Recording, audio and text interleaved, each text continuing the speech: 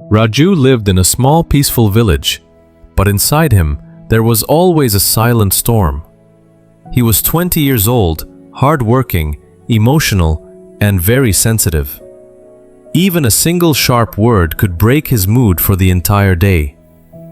People in the village knew Raju as a good boy, but they also knew one more thing: he reacted too fast. One afternoon, Raju returned home after working on the farm. He was tired and hungry. As he entered the house, his elder cousin laughed and said loudly, "Look at Raju, always slow, always confused. I wonder if he will ever do something big." Everyone laughed. Raju did not. His chest felt tight. His face turned hot. His mind started shouting, "Why does he talk to me like this? Why does he treat me like a joke?" Without saying a word, Raju left the house. He walked quickly across the field, feeling tears in his eyes that he tried to hide. He hated that he got hurt so easily. He hated that he reacted even when he did not want to. He walked until he reached the old quiet courtyard of Dadaji. Dadaji was almost 70, but his presence felt strong, calm, and deeply peaceful. People came to him when their hearts were heavy. He solved problems not with magic, but with understanding. Raju sat down in front of him, his voice trembling. Sad. "Dadaji, why do people trigger me so easily? Why do I feel pain even from small words? Why can I not stay calm like other people?" The old man looked at Raju carefully. Then he said something unexpected. "Raju, come with me inside." Raju followed him into a small room. The old man placed a big metal pot on the table. Then he placed 3 things next to it: a raw potato, an egg, and a few tea leaves. Raju looked confused. Dadaji said, "Each of these 3 things will face the same heat, same boiling water, but all 3 will respond differently. This is exactly how humans react to pressure and hurt." He put water in the pot and placed it on the stove. When the water heated, Dadaji placed the potato, the egg, and the tea leaves inside. He then sat down and said, "Raju, reactions do not define strength. Response defines strength. Now wait and see." After some minutes, he switched off the stove. He removed the potato, the egg, and the tea leaves. Then he said, "Touch the potato." Raju pressed it with his fingers. "It has become soft," he said. "Break the egg." Raju cracked it. Inside it had become hard.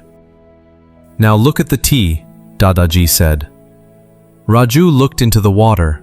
It was no longer water. It had become something new, something with fragrance and taste.